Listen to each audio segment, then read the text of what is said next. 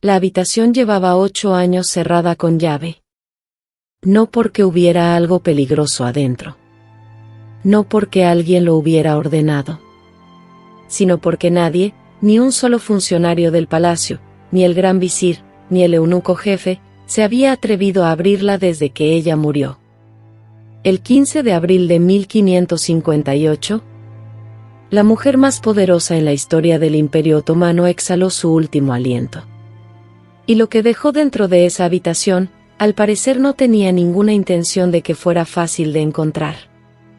Pero en el otoño de 1566, un nuevo sultán se sentaba en un trono aún tibio por la muerte de su padre. Solimán el Magnífico había desaparecido, consumido no por la espada de un enemigo, sino por su propio cuerpo envejecido en un campo de batalla húngaro, su última campaña, su última obsesión. Ahora Selim II era sultán.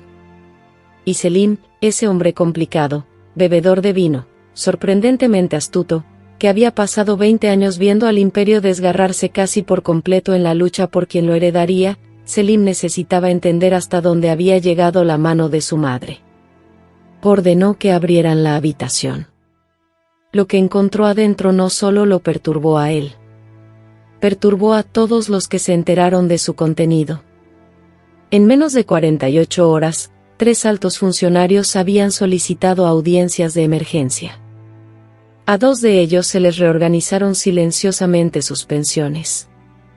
El tercero simplemente desapareció de los registros del palacio, su nombre no volvió a aparecer en ningún documento oficial. El documento era real. Era antiguo. Y estaba escrito de puño y letra de Hurrem Sultán. Para cuando termine este relato, van a entender algo que la mayoría de los libros de historia evitan cuidadosamente. Van a entender no solo lo que Hurrem escribió, sino porque lo que escribió era tan peligroso que hombres vivos todavía en 1566 se apresuraban a protegerse de las palabras de una mujer muerta. Van a entender la maquinaria detrás de la caída del príncipe Mustafa. Van a entender que fue realmente la guerra civil entre Selim y Bayezid. Y van a entender cómo, desde el otro lado de la muerte, una mujer que jamás ostentó un título oficial, gobernó el imperio más poderoso del mundo. Quédense. Porque lo último que ella escribió, las líneas finales de ese documento, explica algo sobre Selim que ningún historiador ha estado dispuesto a decir en voz alta. Para entender lo que ocurrió en ese otoño de 1566, hay que entender algo sobre el palacio de Topkapi que va mucho más allá de sus muros y sus cúpulas doradas. No era un edificio. Era un organismo vivo, un sistema de dependencias, lealtades, secretos y silencios calculados donde cualquier persona por encima del rango de mayordomo de cocina tenía algo que esconder, y a alguien que proteger. Hurrem llevaba 8 años muerta. Pero 8 años en un palacio no son nada. Los hombres que ella había promovido seguían en sus puestos. Los enemigos que ella había cultivado seguían enfrentándose entre sí. Los matrimonios que ella había arreglado habían producido hijos lo suficientemente mayores como para albergar ambiciones propias. Su hija Mirima Sultán aún caminaba por esos corredores con una autoridad que hacía que hombres hechos y derechos se apartaran a su paso. Y sus cartas, las que seguían guardadas en baúles cerrados, en salas de archivo restringidas, en los cofres privados del Tesoro Imperial, eran consideradas tan políticamente sensibles que para acceder a ellas se necesitaba una orden directa del sultán. Selim tenía esa orden ahora. El primer funcionario en abrir la habitación fue un hombre llamado Mehmed Efendi. 43 años. Archivero de palacio desde los 22, cuando su padre, un escribano de la corte proveniente de Edirne, le había comprado el puesto. A lo largo de su carrera había catalogado proclamas de conquistas.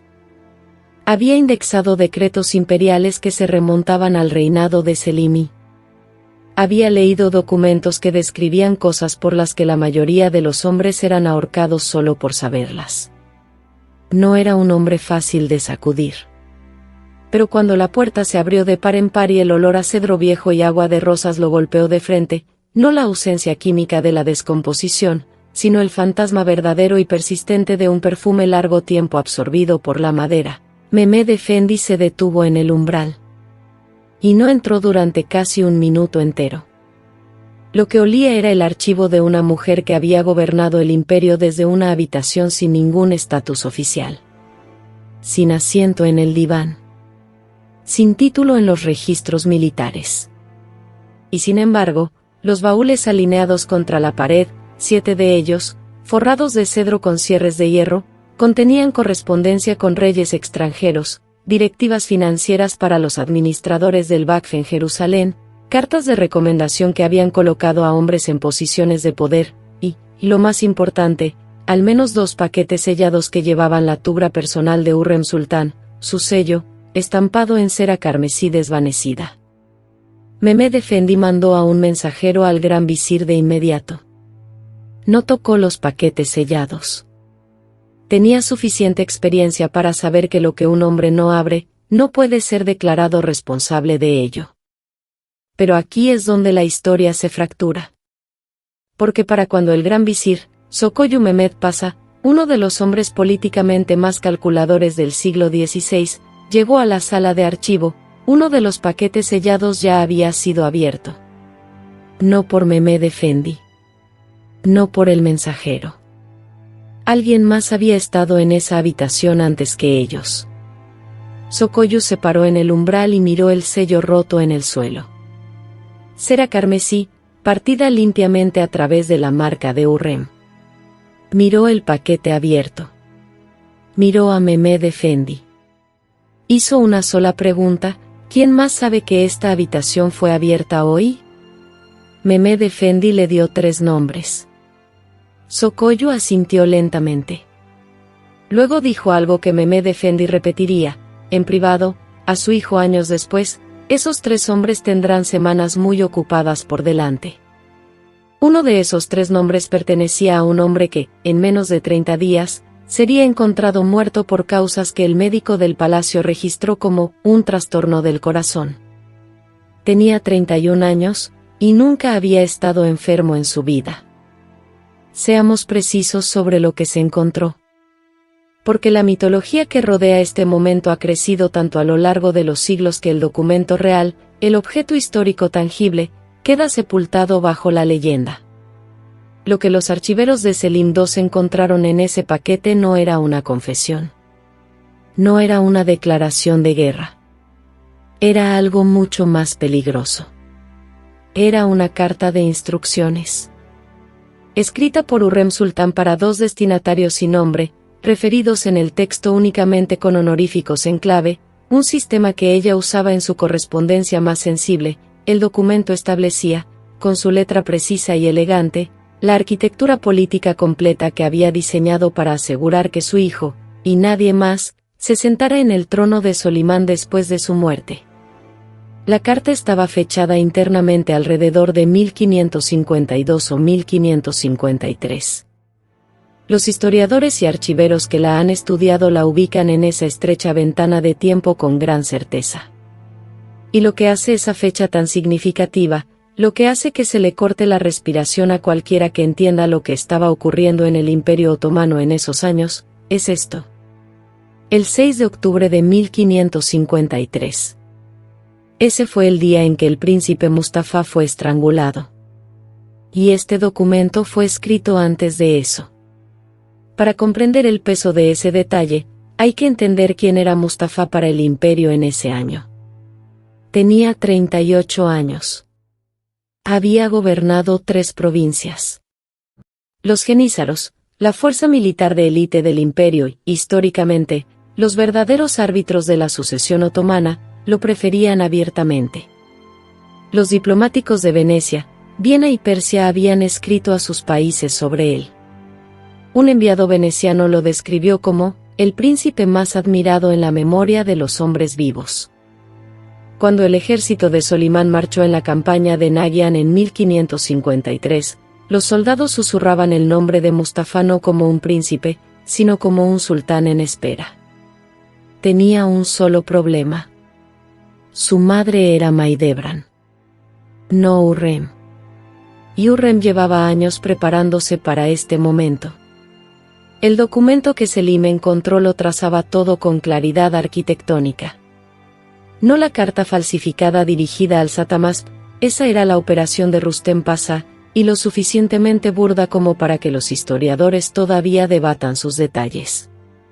Lo que mostraba el documento de Hürrem era el marco mayor, que gobernadores habían sido comprometidos, que comandantes genízaros habían recibido obsequios vinculados a expectativas específicas de lealtad, que funcionarios del palacio habían sido elevados a posiciones que los hacían estructuralmente dependientes de que los hijos de Hürrem sobrevivieran y ascendieran.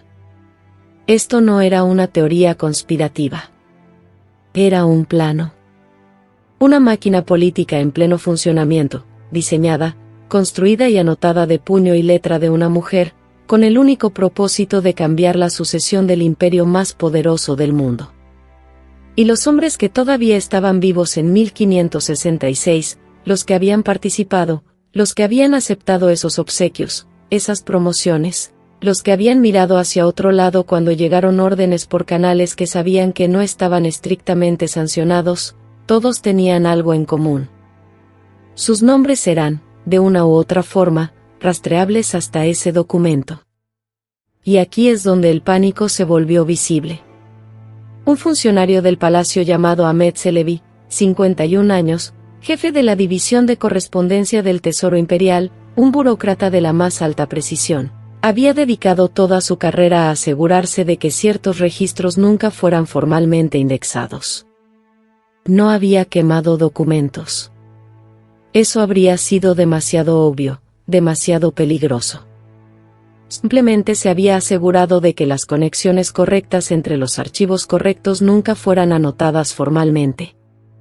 En un imperio que funcionaba a base de documentación, Ahmed entendía algo que la mayoría de los hombres no captaban: el registro más peligroso no es el que se destruye. Es el que puede vincularse a otro.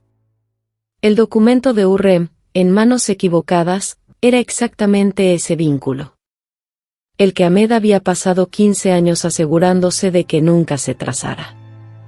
Cuando la noticia llegó a Ahmed Çelebi de que el paquete sellado había sido abierto y estaba siendo revisado por orden del sultán, se detuvo a la mitad de una dictada de correspondencia, dejó caer los materiales, y no dijo nada durante varios minutos.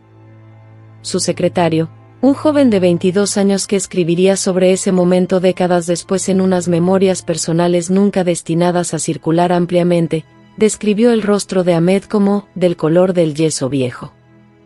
Ahmed solicitó una audiencia privada con Sokoyu Mehmed Pasha a la mañana siguiente. Esa audiencia duró 4 horas.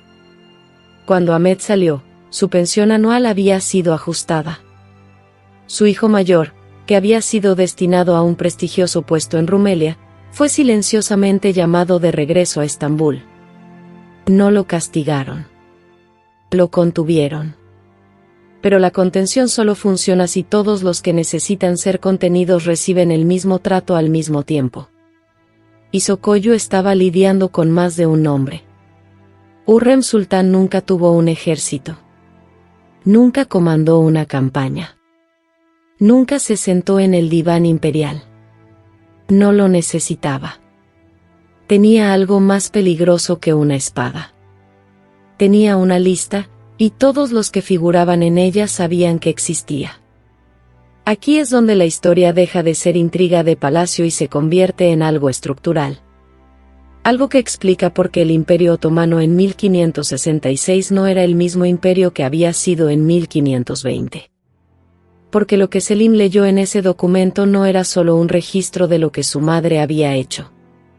Era un registro de lo que el imperio se había convertido mientras ella lo hacía. Retrocedamos a la década de 1550. Específicamente a una mujer llamada Fatma Anum. Fatma Anum no era sultana. No era madre reina. No era princesa. Tenía 42 años en 1556, y era una administradora de palacio de rango medio, una de las mujeres mayores que gestionaba el flujo de correspondencia dentro del harén. Viuda.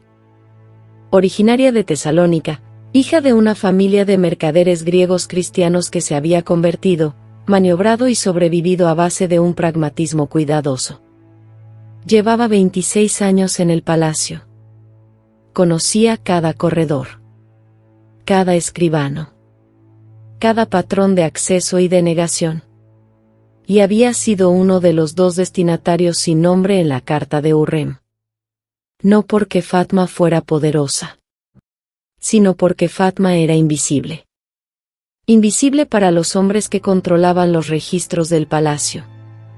Invisible para los grandes visires que nunca se molestaban en aprender los nombres de las mujeres por debajo del rango de Aseki. Invisible para los embajadores extranjeros que escribían sus apasionados despachos sobre el poder otomano.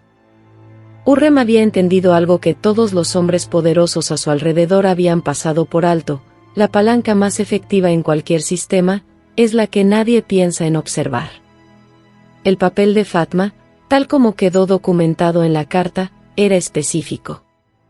Controlaba el flujo de solicitudes escritas que entraban y salían de la cámara de correspondencia del harén imperial. Lo que significaba que controlaba qué cartas se dirigían a qué escribanos para su transcripción, formateo y entrega. Lo que significaba que podía retrasar, redirigir, resumir en lugar de transcribir literalmente, añadir contexto que no existía, eliminar contexto que sí estaba. No estaba escribiendo política, la estaba filtrando.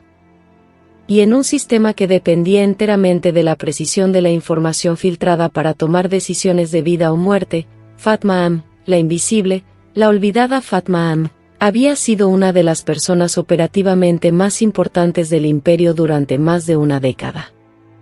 Fatma murió en 1561. 3 años antes de que muriera Solimán. 5 años antes de que Selim encontrara el documento. Su muerte quedó registrada en los archivos del palacio como enfermedad en el 47º año.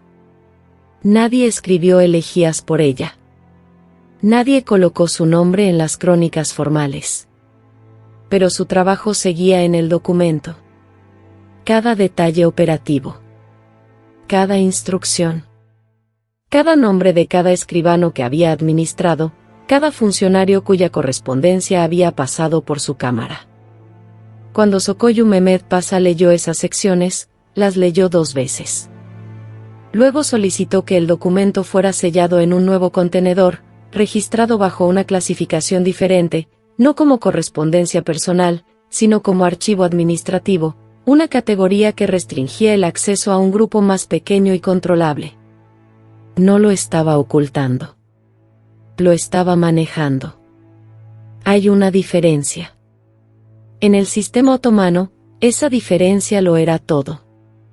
Y aquí llegamos al pivote. El momento que lo reencuadra todo, absolutamente todo, lo que han escuchado hasta ahora. Entre los nombres rastreables a través de la red de Hurrem, los gobernadores, los comandantes, los escribanos, los funcionarios del tesoro, había uno que Selim no esperaba encontrar. El suyo propio. No como conspirador. No como agente. Sino como el sujeto de un cálculo específico que Hurrem había ejecutado con la fría precisión de un estratega militar. En las secciones posteriores del documento, las que no se ocupaban de la eliminación de Mustafa sino del panorama posterior a Mustafa, Hurrem había escrito una evaluación de sus propios hijos. De ambos. Selim y Bayezid. Una evaluación clínica, honesta, despiadada que leía como un general evaluando tropas antes de desplegarlas. Sabía que Bayezid era apasionado y popular. Sabía que Selim bebía demasiado y que eso sería usado en su contra. Por ello, había construido la estructura de apoyo de Selim no alrededor de su carisma, que claramente no sobreestimaba, sino alrededor de la dependencia institucional. Los hombres que ella había promovido eran hombres cuyas carreras solo tenían sentido si Selim era sultán. Quiten a Selim, y sus posiciones se vuelven injustificables de la noche a la mañana. No había hecho a Selim poderoso. había hecho que la alternativa a Selim fuera estructuralmente catastrófica. Este fue el cálculo que impulsó la guerra civil entre Selim y Bayezid después de la muerte de Hurrem en 1558. No solo la ambición. No solo la rivalidad familiar. Arquitectura. Deliberada, premeditada, puesta en marcha años antes de que cualquiera de los dos hermanos desenvainara una primera espada. La batalla de Konya, en mayo de 1559. Selim derrota a Bayezid. Bayezid huye a Persia.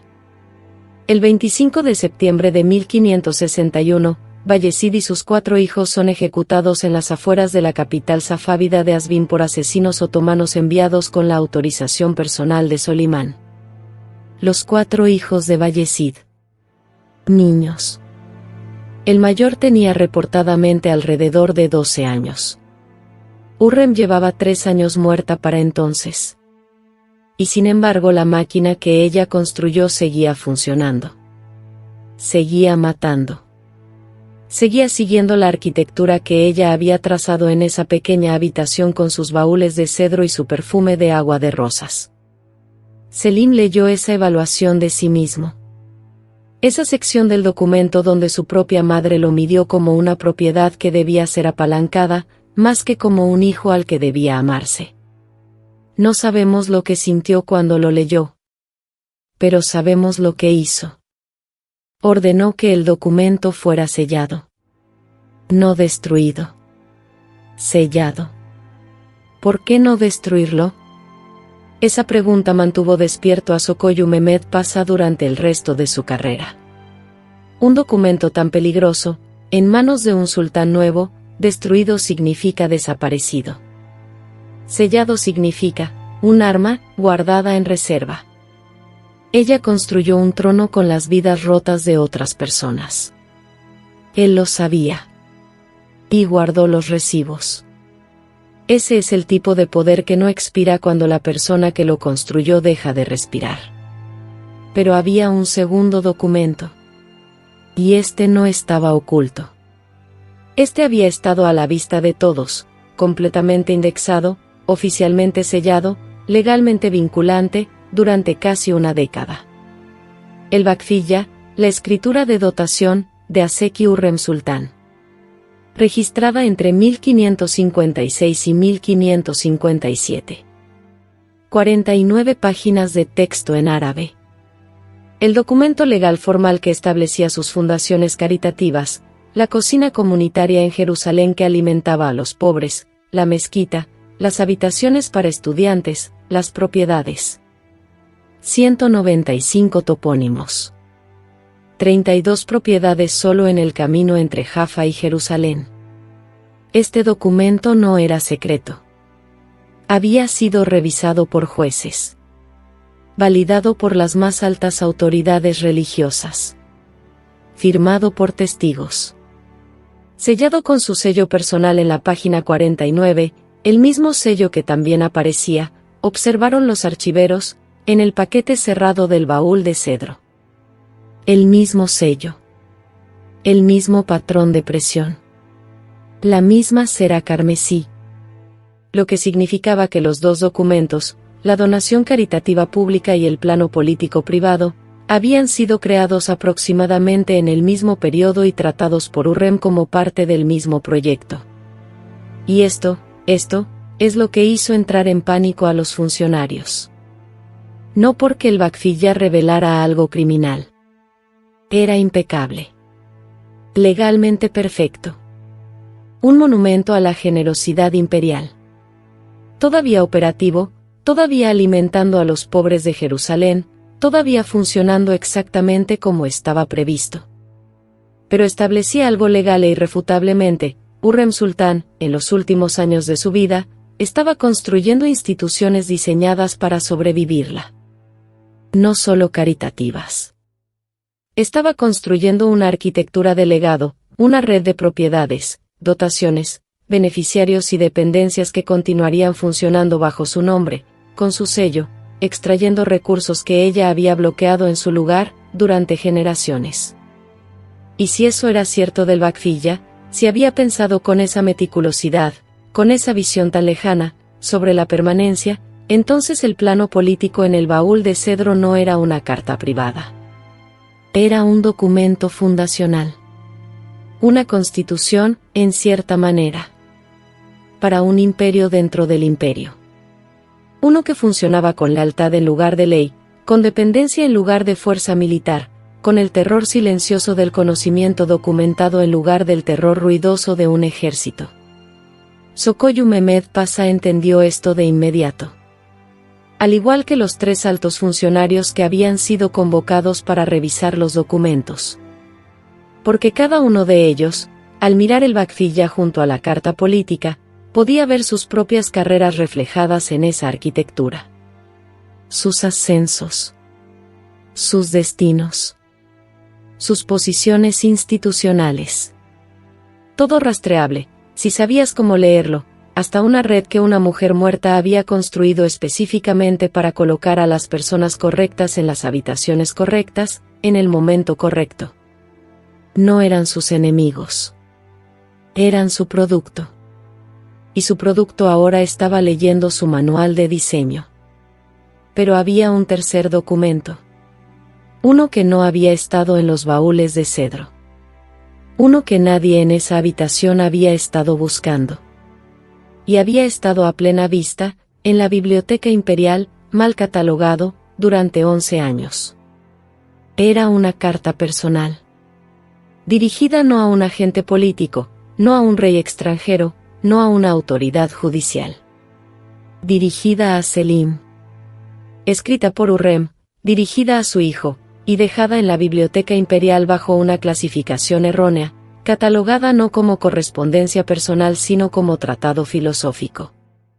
Si esto fue intención de Hurrem, un error inocente de algún escribano, o el último acto de camuflaje administrativo de Fatma Am, nadie podría decirlo con certeza.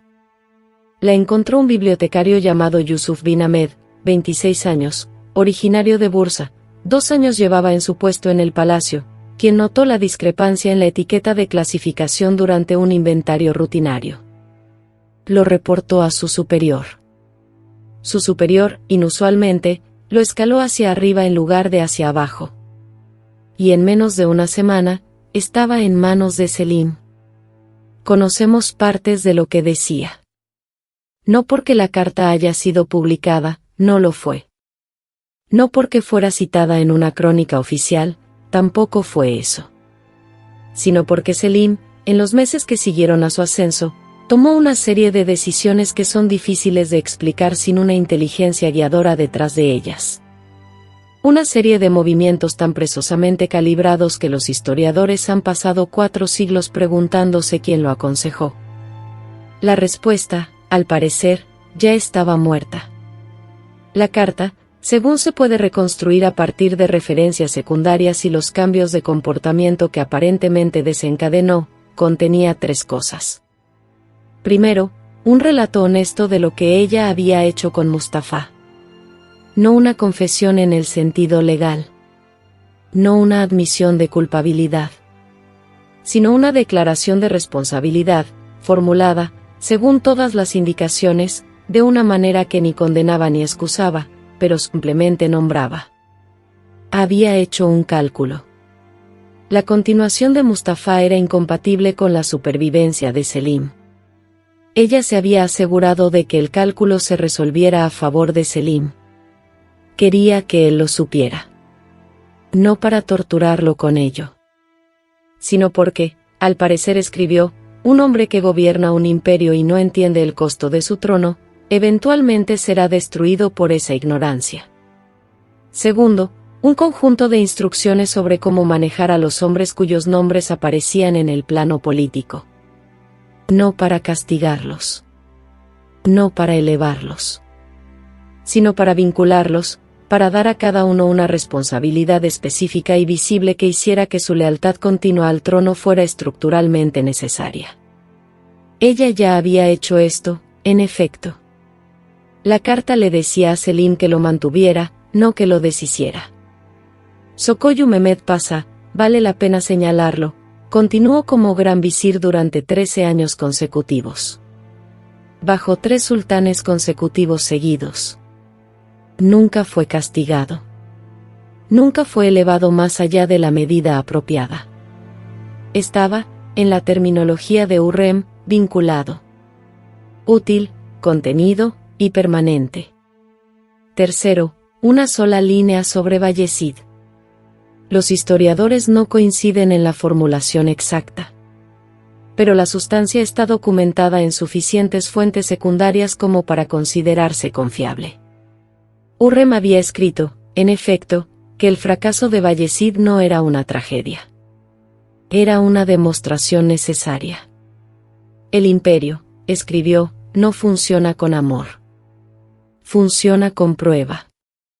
Y Selim, quien leyó la carta de su madre, quien entendió el costo, quien eligió mantener el documento sellado en lugar de destruirlo, quien gobernó el imperio que la máquina había construido y mantenido, Selim cargó ese conocimiento durante 8 años.